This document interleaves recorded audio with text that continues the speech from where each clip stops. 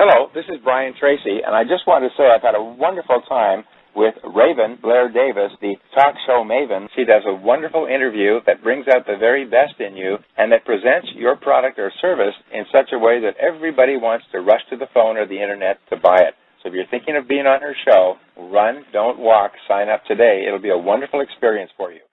Hi, this is Bob Doyle, author and CEO of Boundless Living Incorporated and one of the featured teachers in the film and book The Secret. And you're listening to Amazing Women of Power. Don't wait to be great. Hey, this is Dr. Richard K. with CEO Space.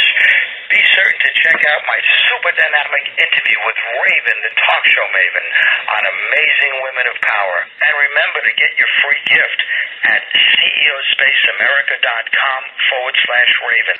Don't wait to be great. Do it now. Hey, this is Alex Mondosian, and I've just participated in the Don't Wait to Be Great Radio Summit with the great Raven Blair Davis. You got to listen to her to understand how great she is. Don't wait, just be great. This is Lynn Rose, where voice meets vision, LynnRose.com, and you're listening to Raven, the talk show Maven. Don't wait to be great. This is Dr. John DeMartini. I'm the founder of the DeMartini Institute. Probably recognize me possibly from The Secret. Raven is having a show called Don't Wait to Be Great, Do It Now on the Global Radio Summit. This is an amazing show with amazing women of power. Wow, I'll tell you right now, you've got to listen to it. You've been listening to interview after interview of top experts and icons. How cool is that? And here's the thing. You can go out and interview these people too.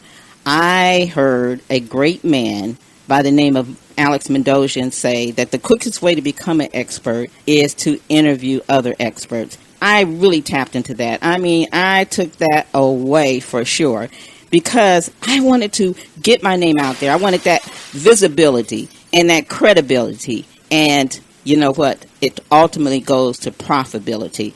I've got somebody here. He's awesome. In fact, he's bad. His name is Jack Canfield. All right, Jack, how you doing? The crowd is going crazy, man. Can you hear them? They are going so crazy. Oh, my God. Calm down. He's going to be here in an hour. Chill out. Hey there, how are you doing, my friend? It's great to be with you again, Raven. Thank you very much for inviting me. You know, we always have a good time, Jan, for sure. You know, we are talking to our audience today about don't wait to be great, do it now. Jack, what do you feel is your version of greatness, and why should people stop putting it off, stop dotting the I's, stop crossing the T's, and just get the doggone thing done? You know what I mean? Really, actually, I totally agree with you. Do it now is so important. My mentor, W. Clement Stone, who was worth $600 million back in 1968 when I worked for him, he always said, do it now. And I think he sort of way beyond, before Nike did. He used to hand out these round wooden coins that said TUIT. And people would always say, well, I'll do it when I get around to it. And he would give them this round to it. And he said, well, now you have one. Go do it. And so the idea was you can't put stuff off. I mean, if I have any regrets in my life, and I'm sure you do too, it's because I waited too long. I wish I'd started writing books sooner. I wish I'd started running seminars sooner. I wish I'd gotten over being shy around girls sooner. And the way you get through all of those fears is by simply doing it, Mm-hmm. And once you do it, you survive the risk. When you survive a risk, you build self-confidence, and you get things done. It depends on how long it takes to write a book. It usually takes me about a year. If you write one page a day, it's 365 pages. My wife, Inga, has been putting off writing a memoir for years, and finally I got her a writing coach, and she's been writing for an hour a day. Wow. And now she's been doing that for 60 days. She has about 70 pages of her book done. And she could have been doing that 5 years ago. And even though she's married to a motivational speaker, getting her to do it. But she says, God, I wish I'd started. I used to have a sign at the back of my seminars above my head that says, I wish I'd raised my hand sooner. The idea is that people keep waiting and waiting and waiting until they feel safe. Mm-hmm. And, you make yourself safe by doing the thing you're afraid of. Absolutely. Stepping out that fear for sure, and we're going to talk about that. But, okay, so what's your prime definition for being great? Because all of our guests have had different, feelings about what great means to them. Well, I think great is different for everybody. Great means that you're fulfilling your purpose. And I think that we all are born with a purpose, just like a rose becomes a rose and a carnation becomes a carnation and a geranium becomes a geranium. We need to fulfill the expression of who we are in life. And each of us has some internal thing that's urging to be born, that wants to be expressed. You know, you wanted to be a radio talk show host. I wanted to be a speaker and a trainer and a teacher. And so some people want to be musicians. Some people want to be, mechanics. Some people want to learn to fly a plane. Whatever it is, that if you allow yourself to do that fully, you are great. Whether you're a great parent or a great teacher, you don't have to be rich and famous to be great. You simply have to do the thing that you want to do as fully as you can do it. If you do that, then I think you are great. I love that you say you don't have to be rich and famous to be great. You know, sometimes I talk about that with my host and the people in my mastermind, Jack, that it doesn't have to be big to be great. You know what I'm saying? Like, if you want to be a speaker, start speaking in your home and have a group of people there. Get to Clubhouse. It can still be a great experience. It can be, a great event without having to wait till you have all, the thousands or hundreds of dollars that it's going to take to get in that big hotel and fill the room with a couple hundred people. Sometimes people can have just a phenomenal event with a small group of people, but they're the right people. Wouldn't you agree?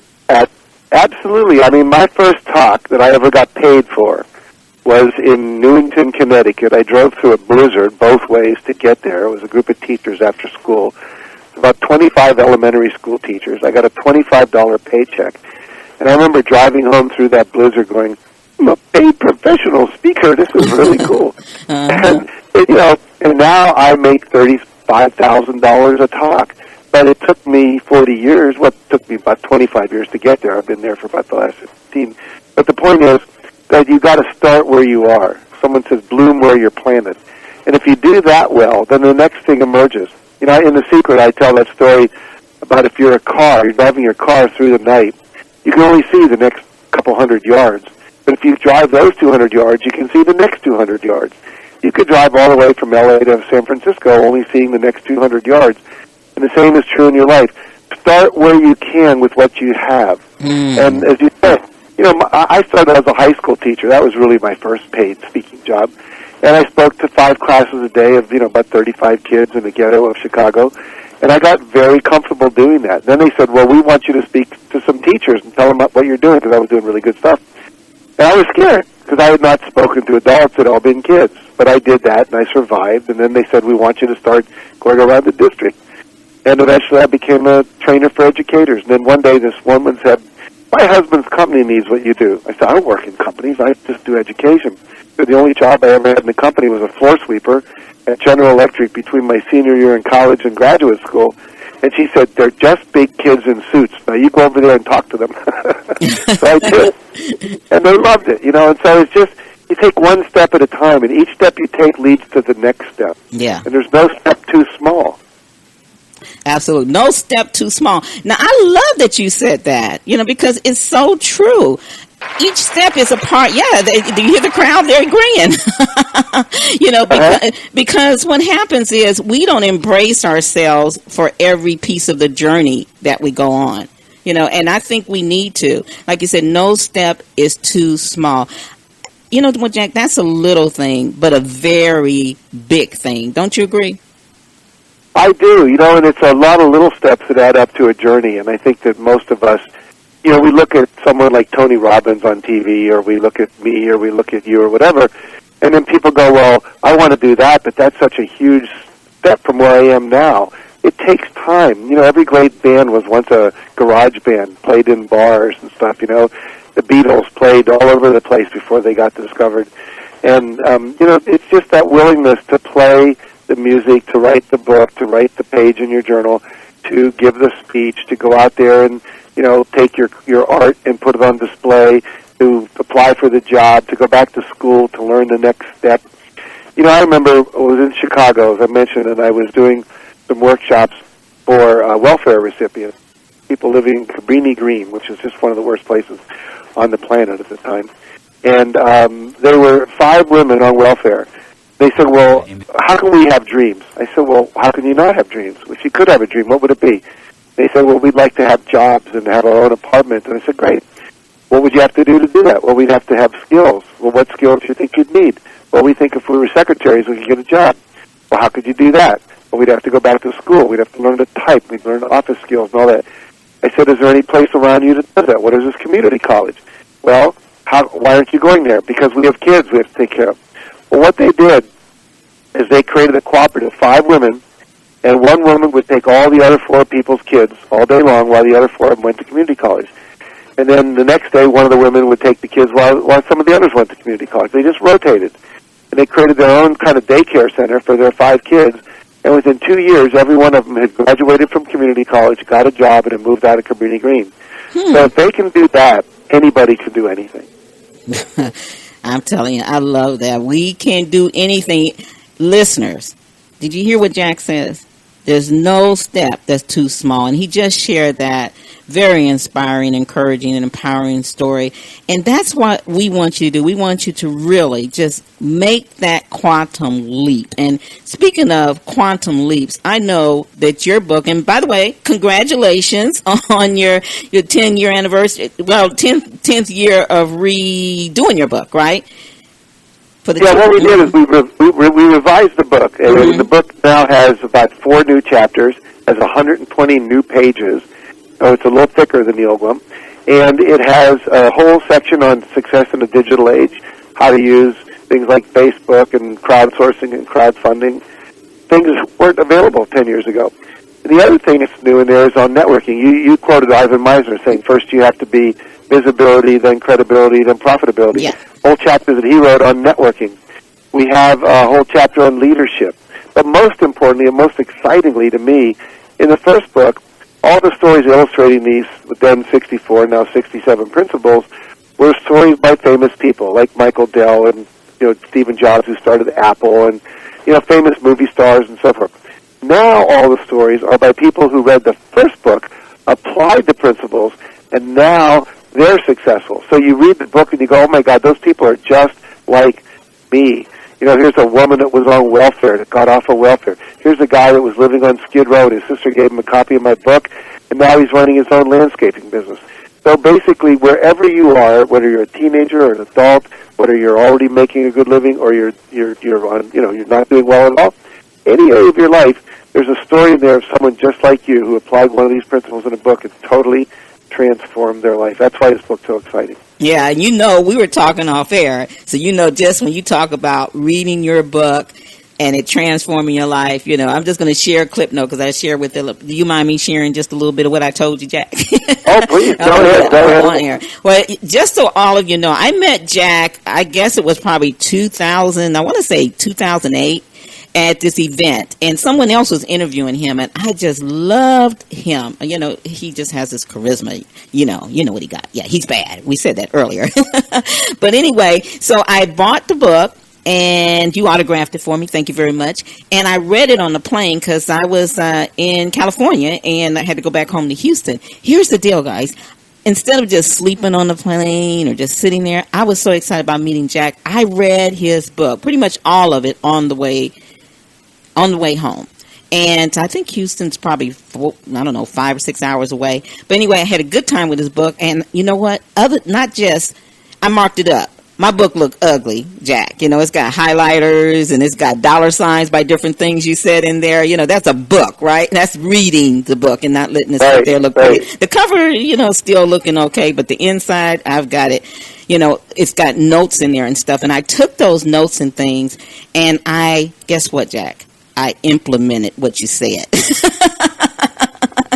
Right? I took it and I put it into action and implementing. And the reason I say that is because so many people read so many good things. They go to your mentoring, they come to my mentoring, and they miss the key of implementing. So I implemented your things.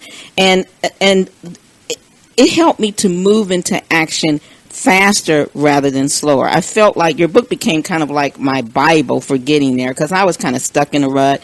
I think I was like, maybe 57 years old back then, making about $10 to $20 an hour and not even working a lot.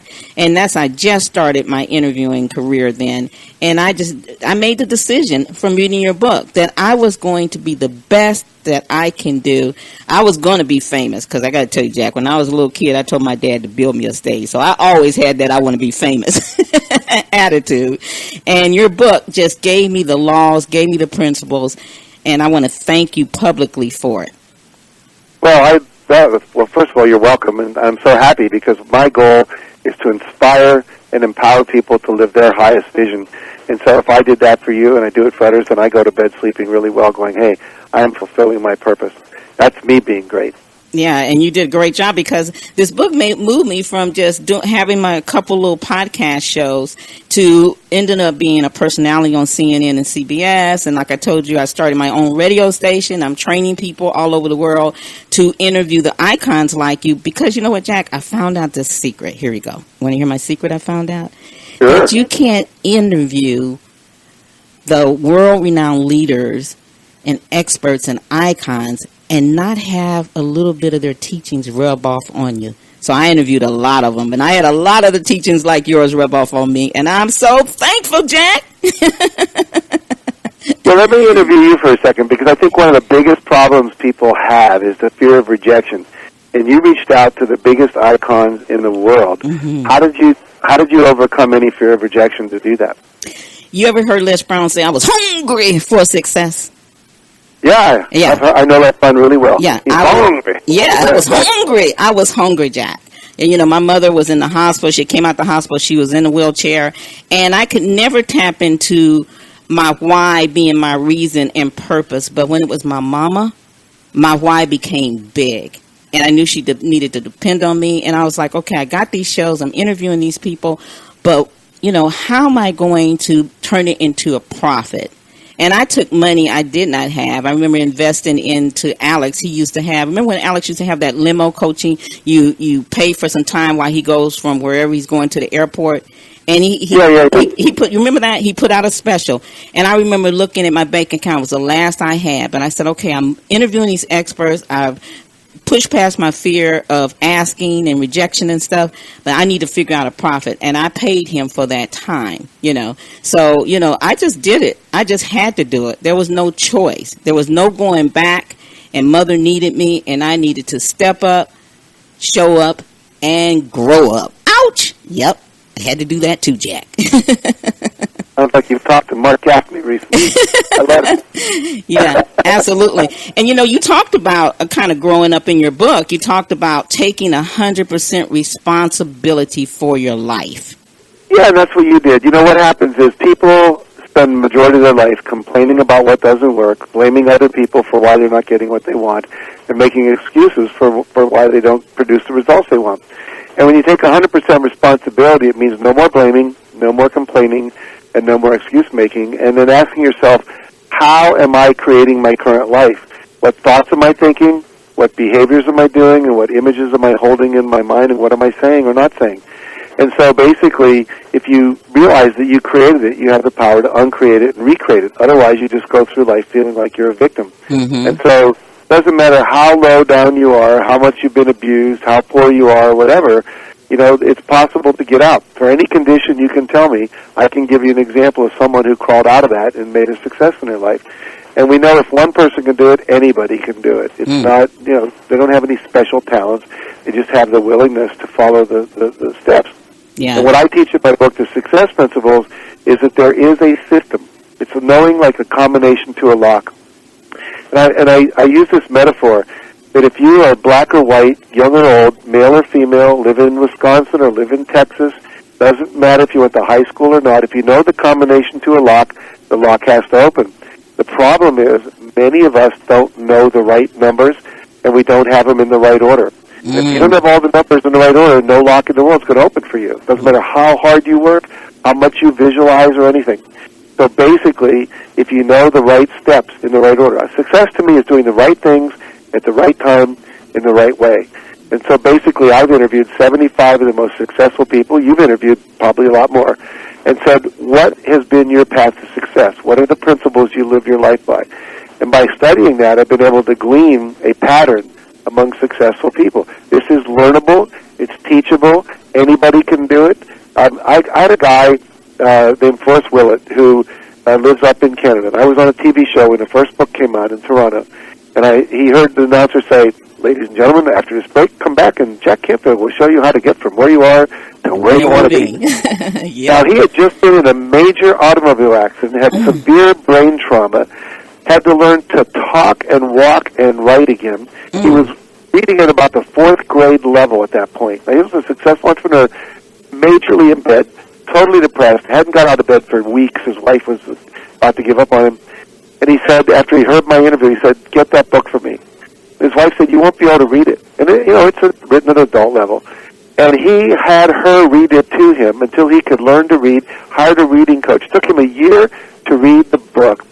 At the end of that year, he went back to work. He wrote a book called Baseballs Don't Bounce, which is about his son and how he hadn't paid attention to him when he was injured. He's now a top motivational speaker in Canada, helping not only brain-injured people, but all kinds of people get over their fears and over their blocks. And so if someone like that can crawl out of that hole, anybody can do it. Oh, anybody can do it. We just got to want it. And like you said, all of us have success principles that, the key to the things that have helped us push past our pain to our power, to be on purpose with a definite purpose. We just have to sometimes, well, not sometimes, Jack, stumble and fall and be okay with that, right? And, get up, brush our knees off, and stumble and fall again and keep failing forward till we figure it out. Right. Do you agree? Mm-hmm. I would. And Brian Tracy, who I know you've interviewed, said something once that it's always stuck with me. He said, "We are try, fail, learn, try, fail, learn, try, fail, learn, try, fail, learn, try, fail, learn, try, fail, learn, try, succeed machines." And it's like a kid. We're teaching our children to walk. We don't, after 2 days, say, "Well, you didn't learn it, screw it." We basically know that they're going to keep falling down, they're going to get up, they're going to fall down, they're going to get up, and eventually they stop falling down. And the same thing's true with us. We only learn when we're involved. You said, failure is not failure. It's simply a learning process. And so each of us has to know that we're going to make a lot of mistakes. I tell people everything you do is a first draft. When I wrote the first Chicken Soup for the Soul book, we rewrote each story 6 times. We got feedback from 100, well, not the first time, but we got feedback from 25 people. We gave them the book and said, grade each story on a scale of 1 to 10. If it's not a 10, tell us what it would take to make it a 10. And so nothing went into that book that wasn't like a 9.5 or above. And it took us a year to take all the stories and edit them. I literally went into a hotel room in Denver, Colorado for a week and read every story slowly out loud, the last version of that, and just listening for where it didn't sound right, and I would edit it. And that's what made that book so good. And so it takes time to get good. They say it takes 10,000 hours to become a master of anything. I believe 10,000 hours. That's about 7 years. I don't know how long you've been doing radio interviews, but I'll ask you, how long have you been doing radio interviews? I did my first interview from the ICU unit of the hospital in 2006 with a friend. And so it's been since 2006, yeah. So 7 years later would have been 2013. Now you're one of the best radio interviews on the planet. Thank you. And, you probably didn't start out being the best, but now you are. And it takes time, and people need to be patient with themselves.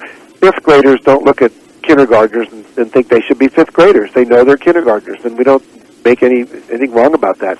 And so when we're starting out in life, learning a new career, the first time we're married, we don't have any practice at that. We have to learn how to have a relationship. So basically, it's called Start Now, Stay in the Game, Respond to Feedback, Study, Read, Listen to shows like this, keep applying what you learn, and eventually you get to where you want to go. You know what? You say in Chapter 11, see what you want, get what you see. And before, when you asked me, what did I do? That's what, like I said, I couldn't do it for me. I could do it for Mom, and I pictured what I wanted. I wanted to be there for my mama, Jack. I wanted for her not to worry about work or anything, because I don't know if I shared this with you, but my mother was in the hospital, and I actually seen her. She had us bring her leads from the hospital because she did telemarketing, and she was on the phone, I was on the phone, and my sister was in the phone in her room when they moved her from the unit to the bed, and they had her leg was completely cut open to the bone because they had caught an infection, and she was making cold calls, Jack, trying to keep a $10 an hour job. That hurt. That broke my heart. I know, but see, look what you learned from your mother. You learned to do whatever it takes to get where you want to go. Mm-hmm. And so at the same time, that inspired you to want to take care of her, but also it inspired you because it taught you, it modeled for you what you need to do. You know, when Chicken Soup for the Soul came out, we didn't hit a bestseller list for 14 months. You know, and everyone thinks, oh, you should hit a bestseller list in the first month or your book's no good. Well, every day, we had this thing we call the Rule of Five, which I'll share with your listeners as one of the principles. Practice the Rule of Five. Every day, do 5 specific actions that move you toward the completion of your goal. So we would call up 5 radio stations like you and say, would you interview us?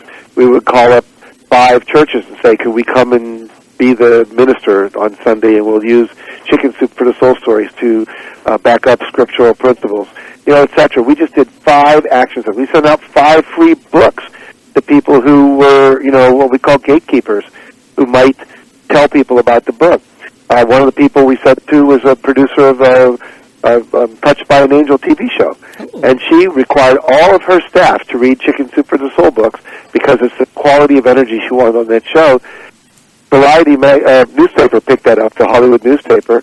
If they wrote a story about it, that sold a lot of books. And then the EPA and the API Presswire picked it up, and they started selling more books because of that.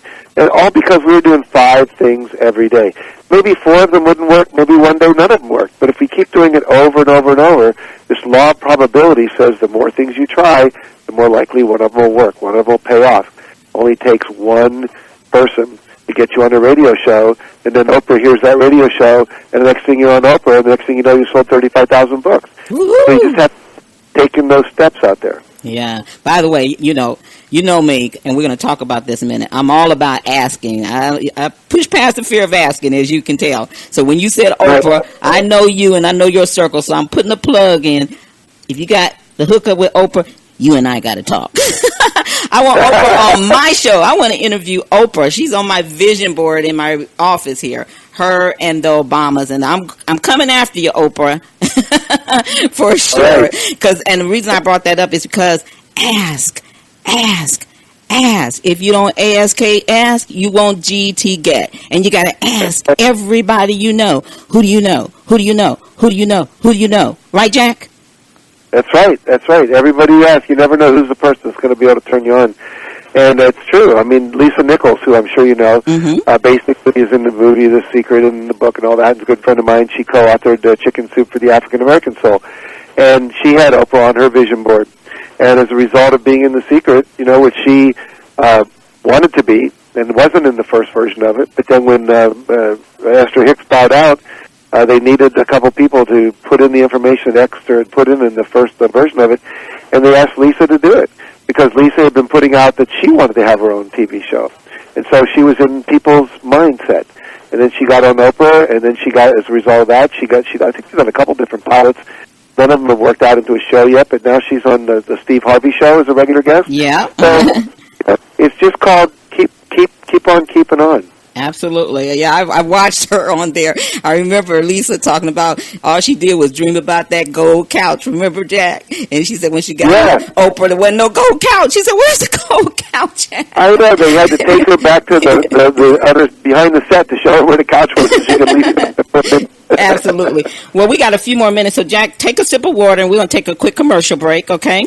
And we'll be back with more with none other than Jack Canfield, everyone. And, you know, we're talking about how to apply his dynamic success principles and so you can move into your greatness faster rather than slower. Did I say faster rather than slower? Yes, I did. You want to be able to move into your greatness faster rather than slower. And guess what? You can do it. You can absolutely do it. But you just got to believe. You have to believe. You can't let anybody tell you that you can't do it, because Jack and I are here to tell you you can.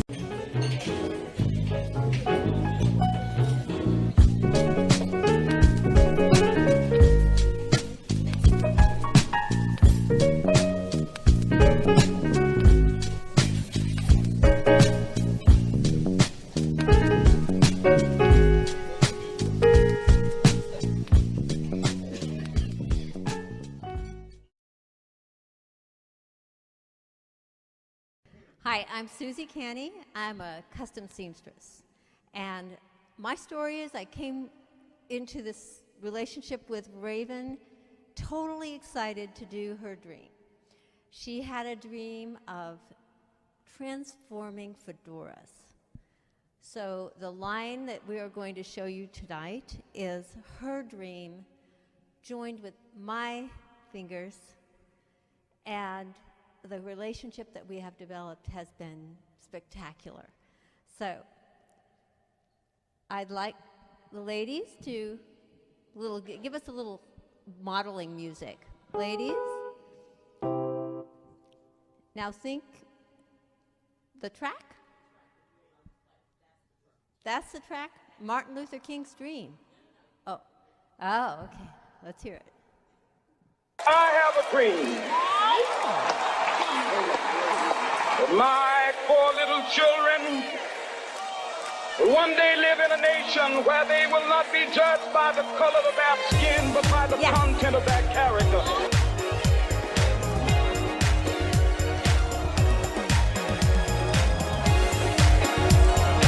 It moves forward because of you.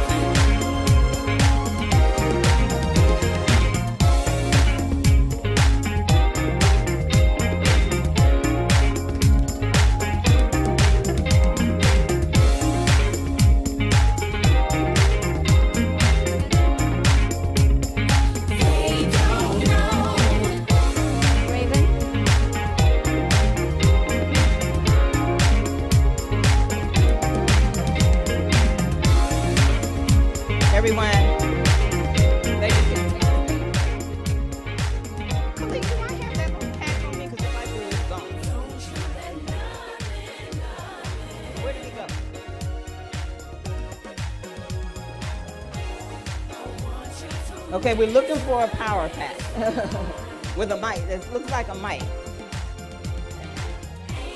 Oh, I have it on. I have it on. Am I on now? Check. Okay, you hold on to that. Check. Okay. All right. I was like, the pack's a go. Where'd it go? I was trying to do it discreetly.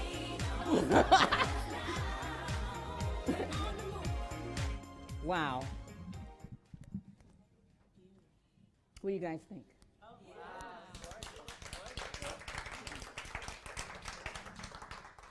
Someone told me at an event, they love my hats, and they said, you should have your own hat line. It just didn't, kind of like you guys with radio. But then, I'm a lady that wears makeup, and ladies, we know what happens with makeup, right? And my hats were getting dirty, and you know how you find that perfect shoe or perfect dress and it fits right? And I was like, golly, my husband, you know, I got hundreds of hats. We always looking for hats and looking for that hats with that little pizzazz that I like, right? Hey, live streamers. And so I said, I don't see myself starting a hat collection, but it sure be great if I could find a way to keep the same hat and give it a different look. So I was sleeping at night, I jumped up, I said, Hatwraps. Everybody say Hatwraps. Hatwraps. Hatwraps. So we got these Hatwraps, and they can go on different hats. Ladies, you want to show them? I'll hold the mic. I'll hold the mic. Okay. This is where you come in. I ain't taking off mine because I didn't have to comb my hair. So do somebody else's. And so you can change them out. Wow. So you can take one hat and you can have 10 different hat wraps. Is that cool or what? Wow.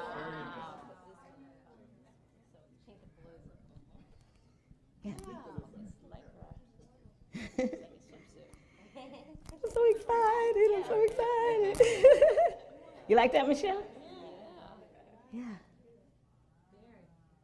She's already wanted to sell it on Amazon for you.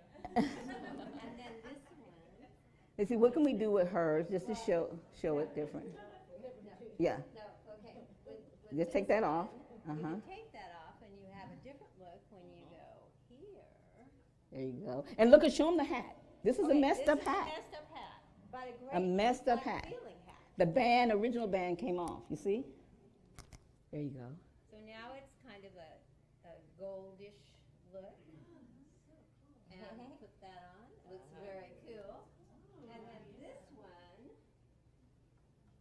gives it a little pizzazz with red. Now, can we do anything with hers, with Nancy's? Well, Nancy's is special. Because of the curl in the back. We can take it off. Yeah, that's the hat. There you go. That's the hat. So let's take it off and let's take this. Okay. Oh, wait a minute. Where's my band? Do I have the band? Oh, okay. I've got it. Yeah, well, we'll hold on to that. That's a special one. And we're working on that other line. So let's take not my hat. Don't take my hat off. Just taking the band off. Now this has a different look. Yeah. Because now it's got a white band-ish. And then isn't that cool? We can put here. Now that's a hat wrap band. So we have the crown wraps, and then we have the full wraps, which you'll see in a minute. And then we have the hat wrap bands, and this is only half of the line. The rest will be at the six-figure interview secrets. You'll see the whole line there. But we're going to show them a... Can this go off and this go on this one? Yes. This I'm holding on to my hat, though. Well, hair's a mess. This okay. is beautiful on this. Now you can see that looks like just a piece of fabric. No. Much more work than that. Isn't that cool?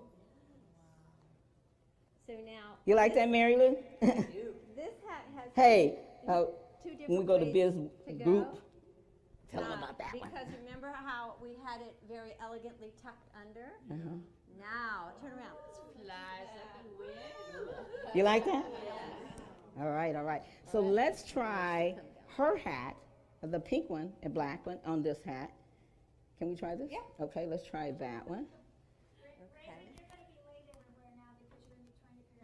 I know I have that problem already. But the thing is, I always have to carry 5 or 6 or 7 hats. So now I just take a couple hats and a lot of hat wraps. See how cool? Yeah. There you go. And then see, that one already had pink rhinestones on it. I don't know if this white one will look on it. Let's just try it and see. Which white one? Oh. Let's see, that's on her pink hat. Let's try that. I've tried every combination. Oh, that's sorry. cute. Yeah, the white and the black and pink. That's all red. Yeah. Oh yeah, it does look good with the jacket. Yeah, there you go. There you go, there you go. Absolutely. Now, where's the copper one? The copper one we just took off. Yeah. Let's see that on Mary's hat. Let's take that one. I'll just see what it'll look like. It may not work. We play around with this. I always surprise Susie. She says, "You're really a designer." Oh, yeah. Now, this is the deal. You get to be really creative. Isn't that cool? That is amazing. And then, Parrish, can you, if you know her, let's try the red one on Nancy. Just ignore the scarf she has on. Yeah, well, I'm taking that off. Got to keep the. There you go. And Parrish, you can take that one off, and you can put the black one on. Isn't that cool, guys?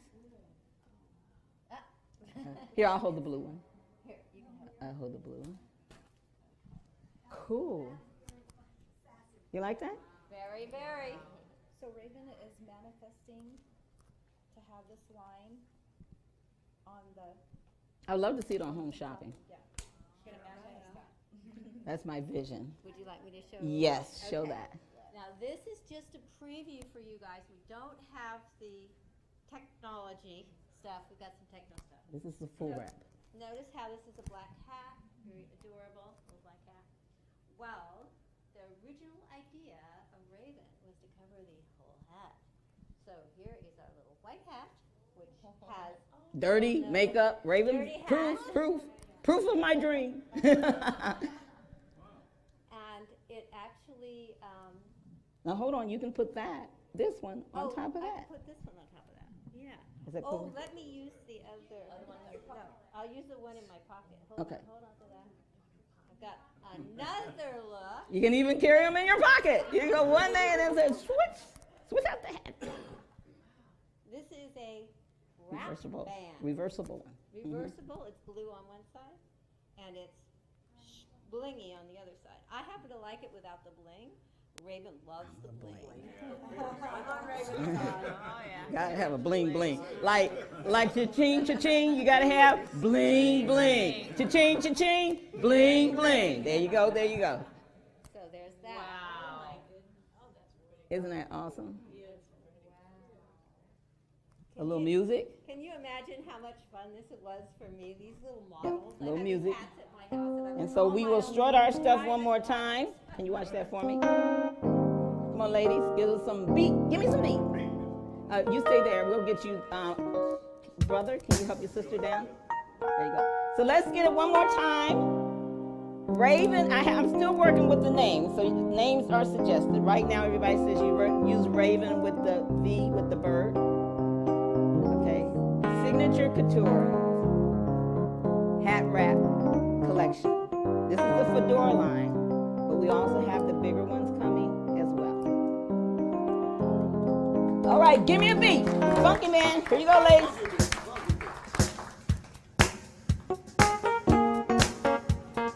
Woo. Dreams do come true. All together. Dreams do come true. Dreams do come true. Louder. Dreams do come true. You can take that. Dreams do come true. Dreams do come true. You stay there. Dreams do come true. Dreams do come true. Ladies, one more time up here. You can just kind of be there. My daughter is liking this. You want to go back to Houston? All right, all right. Okay.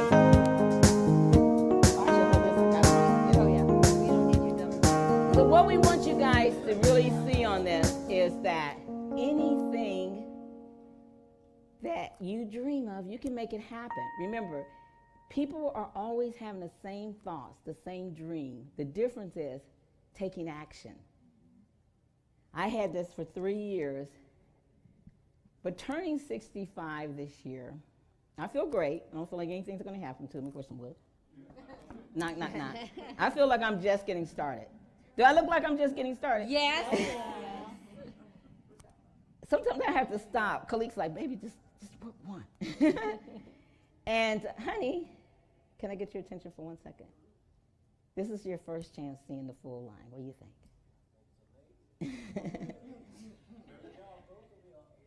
It is. Yeah. Yes, Teamwork. we have. It has been. Teamwork. Now, my original thought was I was going to do it myself. Khalik and I, we went to the fabric store, and because I told him what my vision is. But then, you know, I always talk about stay in your lane, and I wouldn't have been authentic. That's not my talent. I'm a visionary, and I'm one that will make it happen. I don't care if people will tell me, oh, but you can't. Get out my way. Right. Get out my way, because I'm a guy, I wear my big girl panties on, and if I fall, I get back up, brush it off, and do it again. And I keep falling until I fail what? Forward. Definitely. Thank you. Thank you. Mwah. She made it happen. Great job. So let's get the awards on, okay? You guys check her out. She's bad, but she cannot make you a hat wrap. Can't make your heart wrap. Got that locked in. Forget about it. Come up with another drink. All right, thank you, ladies. Let's give them a hand. Thank you, Susan. Thank you so much. Mwah. Thank you. So we're going to start the awards. You guys ready for the awards? Yeah. They love that now. Susie, you're in charge of the hat wraps. Watch your back. Get the hat wraps. Get the hat wraps. Go. Collect. collect. Except for my girls, they can stand up here because they're going to do it. We'll allow them. Is that the one you want to wear? Jamie?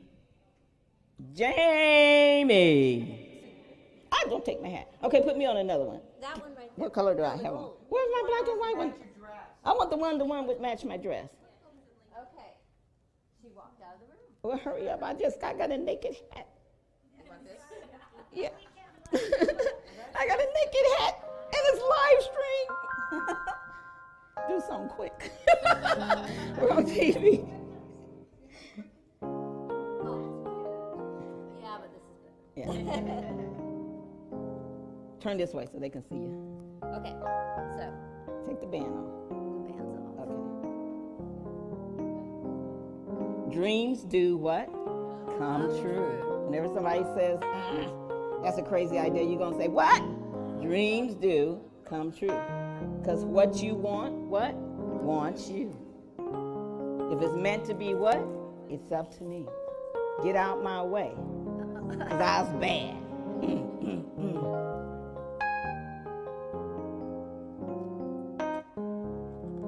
I can't wait to see what I'm going to next.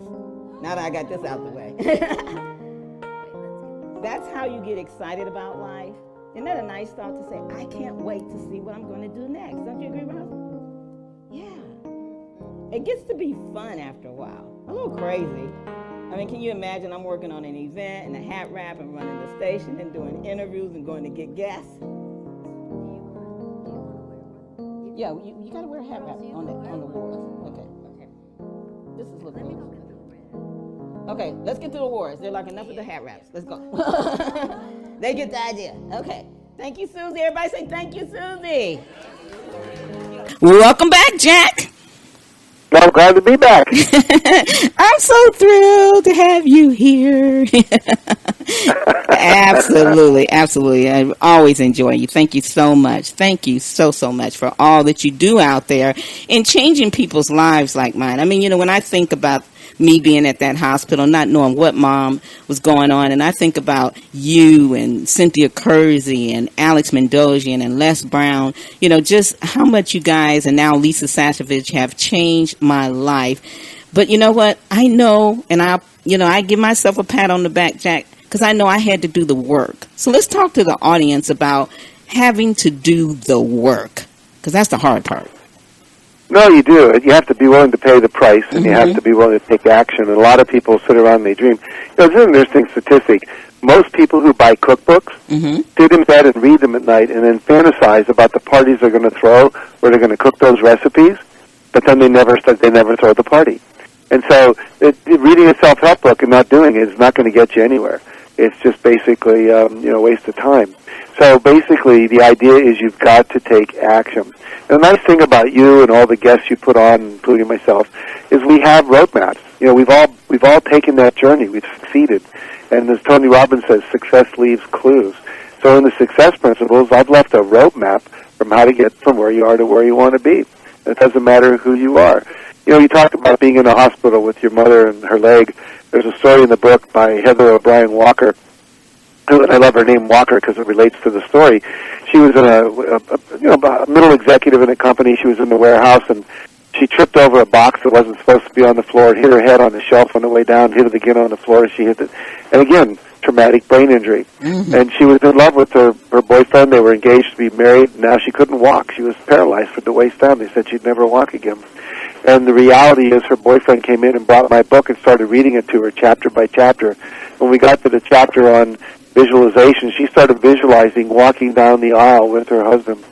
And to make matters worse, what happened is when she finally did get out of the hospital because it worked and she was able to walk again, 2 weeks later she was hit on the side of the car by an automobile and she had another brain injury. And she was back in the hospital. Now they said, you'll never walk. Mm-hmm. And using the same principles of visualization and affirmation and commitment and working in physical therapy. And we've all seen the movies where people are struggling to take that next step, but they keep doing it and eventually they walk. And that was Heather's story. She walked down the aisle just a few months later. And it's possible, whatever your dream is, if you're willing to do the work. There's inner work, like visualization, affirmations, changing your beliefs, turning your inner critic into an inner coach, all of which I teach in the book. But also there's the outer work. There's you going to Alex Mendosian and paying him to teach you how to be more successful, listening to Lisa Sasevich and taking workshops from her on how to be a better salesperson. All the things you need to know, somebody knows how to teach. A lot of it's free on the internet. You can go to YouTube and download people's videos. But you can learn from books, from seminars, from radio programs like this, TED Talks. It's all out there. But you got to stop watching Scandal and General Hospital. You got to start doing the work. Yeah. You know, I was giving a talk at Kaplan University as our graduation speaker, and I remember saying, you know, while everyone else was keeping up with the Kardashians, you were staying up at night keeping up with your homework. And that's really what it takes to graduate school. Mm-hmm. And it's that willingness to do the work. And, you know, there's work required. There's work to stay fit and healthy. It's no fun to get up in the morning and go running.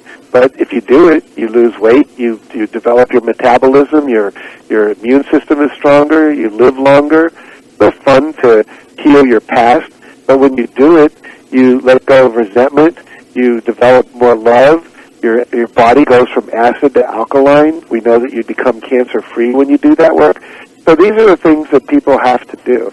And it's, you know, it's much easier to live in the comfort zone, watch television. And I remember telling you this years ago, you know, if you have a television in your bedroom, it cuts down sex by 50%. There's research on that. Yeah. So, you know, take the television out of the bedroom. If you're not going to make love, at least read. Well, you know what? You're so right. You and I, we talked about that before because you told me that a long time ago. And at that time, I was married to someone, and we had a TV in the room. And can I tell you, we're no longer married. I'm making sure there's not going to be no TV in the bedroom in this marriage, Jack. Let's just put it like that. There you go. There you go. Sounds like a good thought. Absolutely. You know, you say that you need to pay attention because your results don't lie. Ooh. That's right. Basically, everything you have now is the result of what you did and thought earlier. And what you're currently doing is only enough to create what you currently have. If you want something different in the future, you're going to have to think different thoughts, do different things, hold different images in your head, the visualization we talked about. And so, therefore, whatever your results are, that is what you're getting, and you are creating it. And so, you know, that little formula I have in the book, E plus R equals O. Events in your life plus your response to those events equal the outcome. Your weight, your health, your wealth, your relationships are all the outcomes of how you responded to an earlier event. For example, let's say your husband forgets your birthday. That's an event. One response is you could think, my husband doesn't love me. Your outcome is you'll feel bad. Another response is someone who loves me forgot my birthday. The outcome is you'll feel concerned and more loving. So just by changing your thought, you change the emotional outcome. But also, we change our, financial outcome. I give you $2,000 bonus at the end of the year. That's an event. You go out and spend it on a vacation in Florida. Nice thing to do. But a year later, your net worth is what it was a year earlier. If you invest that money, that $200, let's say you make 6%, that's another $12 or $100. What is it? Yeah, $12. Basically, you're now richer than you were before. And so the idea is you want to continue to do the things that make people successful. Read books on investing. I have a whole section of my book called Money and Wealth. because there are principles of success on how to invest, how to make more money, how to keep more money, how to get better deals on things. Most people never ask for a discount, for example. You can always ask for a discount. You could say, hey, this luggage set that you have right now, is that going to be on sale anytime later this year? Oh, yeah, it'll be a sale in a month. How much do you mark it down? Oh, 20%. You know, if you mark it down 20% now, I'll buy it right today. Well, a lot of times people need to make a sale, and they'll do that. But if you don't know how to do that, that's $20 you just saved, or $40 or whatever. You can now invest that into your investment account, and eventually your own stocks and bonds, real estate. That's how you get wealthy. That's so right. They got to have those negotiating skills, right?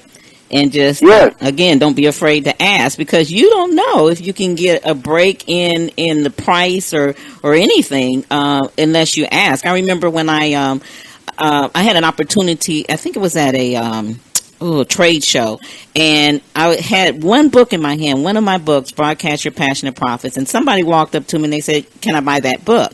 And I said, yeah. You know what, Jack, I didn't know that they were a producer at CNN, so they contacted me a few weeks later and said, I want to meet you for lunch.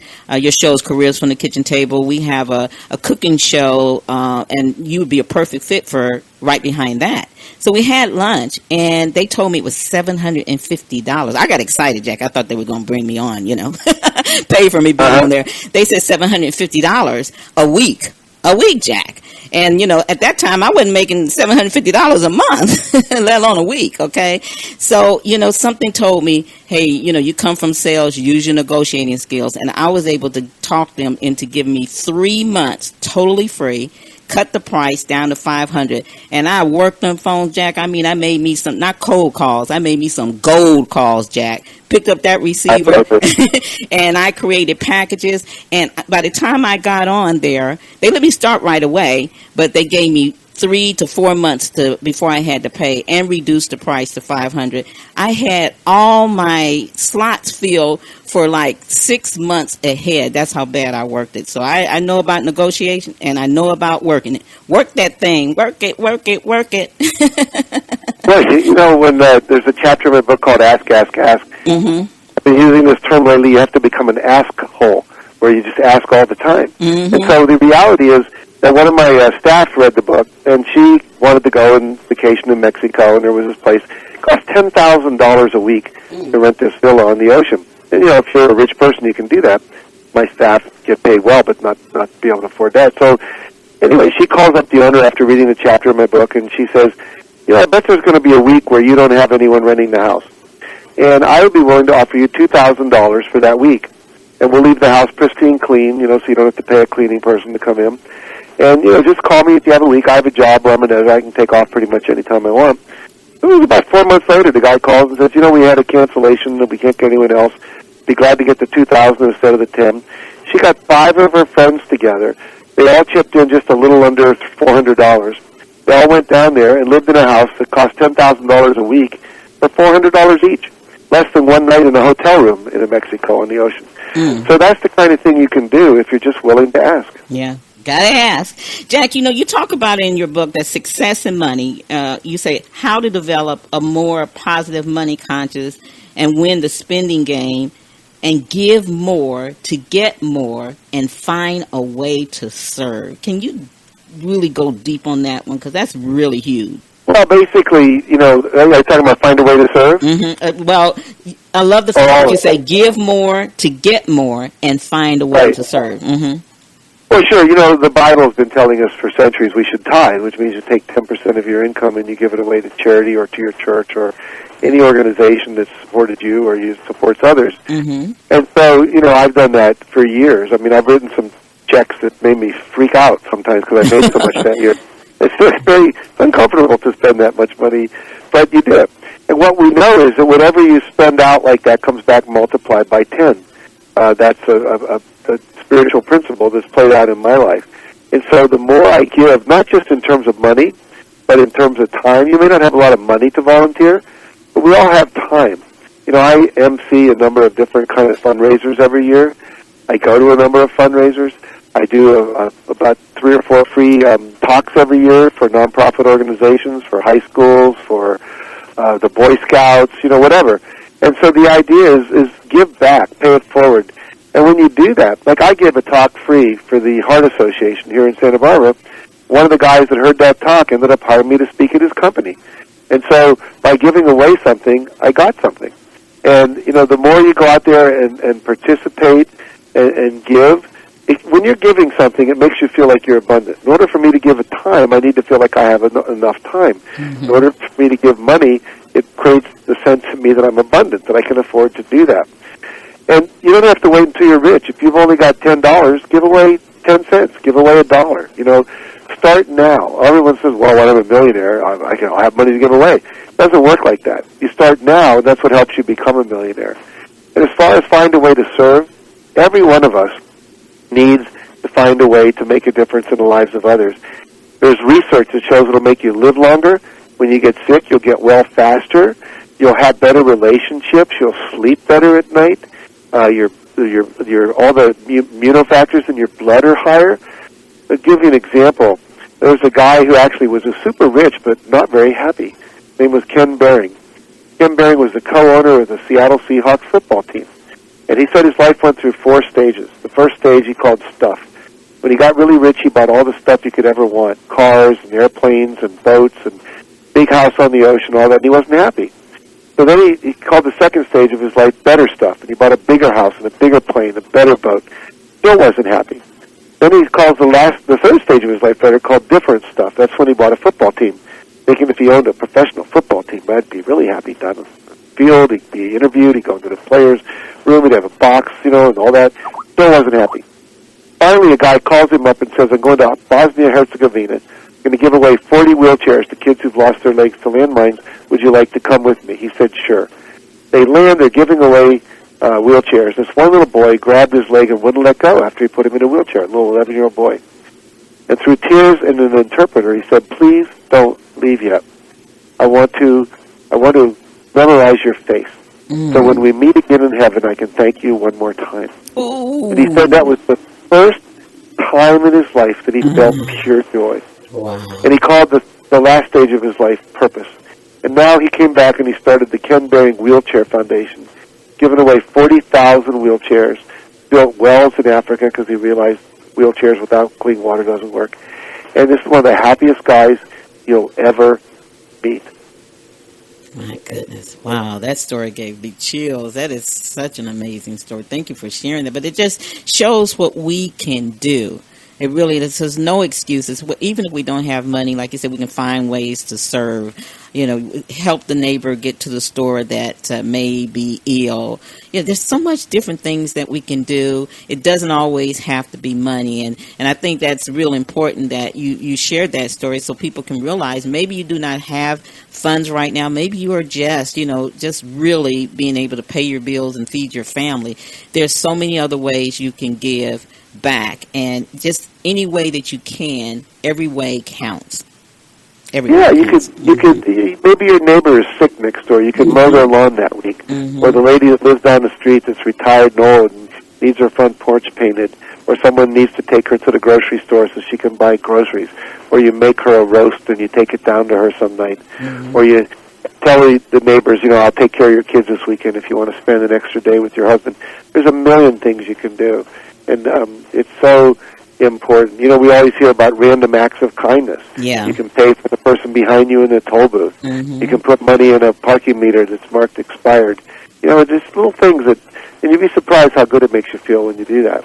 Absolutely. I know we're getting close to time, so I'm gonna throw out 3 things in your book that I want you to just give me a rapid fire answer on it. Okay? Sure. Okay. Go for it. Embrace change. Well, change is going to happen whether you like it or not. You can either resist it or embrace it. And if you embrace change, then what happens is you get to, like surfing on a wave coming in, you get to take advantage of the change. And you know, resisting change is like standing on a railroad track when a train's coming.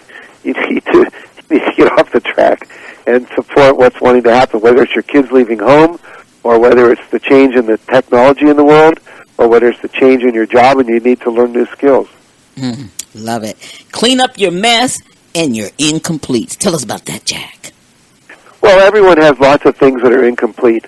There could be a relationship where you need to talk to your sister, Could be the junk drawer in your kitchen. Could be your garage. Could be the fact that you promised your kids you'd take them to Disneyland and you never did. Whatever's incomplete, make a list of all the promises you've made you haven't kept, all the things you promised you were going to do, like lose weight and buy some weights and lift them. Anything that's incomplete, what it does is it takes attention units out of your mind. All that clutter on your desk and in your living room, clean it up so that you have a clean space outside and inside your head as well. Then you're able to take new things on. Mm.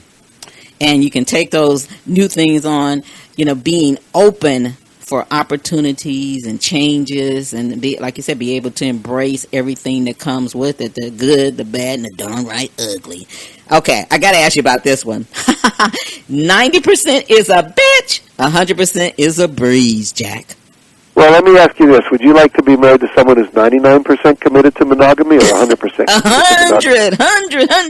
for sure. 100. Yeah. And the same thing too with all your commitments. If you commit 100% that I'm going to get up every day and exercise, then you don't have to have that argument with yourself every morning. Because if you're 99% committed, every day is like, is today the day or not? Yeah. And so if you I have a friend, he made a commitment, no ice cream except on the full moon, one day a month. And so, I was at his 75th birthday party, which was 5 days before the full moon, and we could not get him to eat ice cream. And so, it's just that, because he said, the moment I do that, I'm going to start backsliding. So make a 100% commitment to do what you need to do to get where you want to go. Mm-hmm. And, hey, do what you need to do to get where you want to go, and that is so right, Jack. We've been talking to our audience. Ever since last year, our message has been, don't wait to be great. Do it now. So as we bring things to a close, can you share just a really heartfelt message? I'm going to give you the floor for, say, a minute and a half, and just talk directly to each and every one of our listeners about getting the job done and going for their greatness no matter what. Well, here's the deal. Everyone is born with everything they need to do everything they want. You're not allowed to have a dream that you can't fulfill. You may need to learn new skills. You may have to go back to school. You may need to develop a team. You may need to ask a lot of people for support. But you have the capacity within you to achieve any dream that you have. Don't let your dream die inside you. You get this one life to live, and take it as far as you can and do as much as you can to be all you can be, not only for yourself but for everyone around you. I believe we have a responsibility to express that which we were born to do. Each of us is like a cell in a body. Every cell needs to work for humanity to work. We need accountants and cooks and street sweepers. We need people that can work on our cars, people that drill the oil out of the ground, etc. Everybody has a purpose. And when you do your purpose, the world works. So don't deprive the world of your gifts, whatever they might be. And I just encourage all of you to go for your dream, no matter what. Thank you, Jack. That was so beautifully said. I want you to hold on for a second. We're going to close out, and then if you could just hold on for me when I get off, I need 2 minutes of your time, okay? Okay. All right, everyone. I just want to say this is Jack Canfield. The man is back, and his name is Jack, and he's got the answers. Yes, he does. It's all in his Success Principles book. Jack, as we close out, tell them where they can go get the book, or, if you got any gift for them, whatever. We want to send them your way because this book is dynamite. It changed my life. And real quickly, before you tell them that, I want them to know that Anthony Robbins, yes, the Anthony Robbins says, Canfield's principles are simple, but the results you'll achieve will be extraordinary, and I can attest to that. Harvey McKay said, if you could only read one book, this is what Harvey said now, if you could only read one book this year, you have to have this book in your hands. And then one more I want to say, because this is a real good one, and I had a chance to interview Pat, and he said, when Jack Canfield writes, I listen. This is Jack's finest piece of writing and will impact your life forever. I can go on and on. That's just some of them. And Raven Blair Davis, rewind, Raven Blair Glover, Raven, the talk show Maven, says Jack Canfield's book is all that, a bag of chips and some M&Ms on the side, sprinkled with some amazing success principles that will rock your world. Show you right. Well, that's great. If people want to get the book, they can go to the usual place, Amazon.com. Go to my website, jackcanfield.com. If you go to the successprinciples.com and order the book through that website, you can go to Amazon through that website. Not only will you get the book, you'll get the first 2 chapters downloaded that day. You don't need to wait for it to come. You'll get an hour-and-a-half video that you can download for free of me talking about success. You get an hour of me answering questions on an audio, all the questions that people ask about it. A downloadable poster you can print out and put on your refrigerator. It gives you the daily disciplines of success, and also what we call the 10-week challenge, 10-week success challenge. You get a free email that will contain a 3-minute video every day for 10 days with a homework assignment for that day. And I can tell you, people's lives have been transformed just by that 10-day challenge. It's really quite phenomenal. So jackcanfield.com or thesuccessprinciplesbook.com. There you have it. That's Jack Canfield. Run, don't walk. Go over there now. Give me that website one more time, Jack. thesuccessprinciplesbook.com. That's where you get all the free stuff. Or you can go to jackcanfield.com and learn about all our seminars and our other programs. All right, everyone. This is Raven, the talk show Maven, here with Jack Canfield. And as you can see, he is totally bad. He's got the answers, and they're all in his book. Success Principles. Get them, apply them. I'm telling you, it will change your life. It's certainly changed mine. You're tuned into Amazing Women of Power, World's leading positive programming network. Hi, I'm Jack Canfield, and I've appeared on more than 1,000 radio interview shows in the past 25 years. And my time with Raven Blair Glover on her show, Don't Wait to Be Great, was one of the most enjoyable ever. She is a rare combination of dynamic, spontaneous, and fun, as well as thoroughly prepared, deeply insightful, and a great listener who responds with great follow-up questions, as well as her own experiences in a way that moves the conversation forward without stealing the focus. And it's one of the best radio interviews on the planet. And I would highly recommend being on her show to anyone who's serious about getting your message out to more people and enjoying the process at the same time. And she has become so successful at this interviewing process that she's now teaching other people how to have their own interview shows.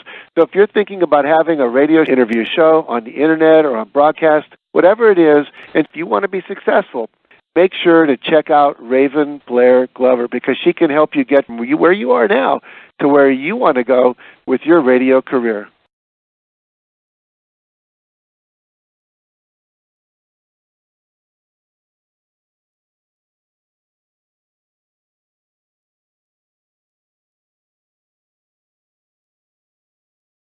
Three, two, one. Live from Los Angeles, the entertainment capital of the world, it's the Talk Show Maven Show, starring Raven Blair Glover. Tonight's guests, actress Kim Coles, best-selling author Lisa Nichols, and comedian Sinbad. And now, we invite you to sit back, relax, kick your shoes off, grab your favorite drink, and get ready to have some all-around fun. Ladies and gentlemen, here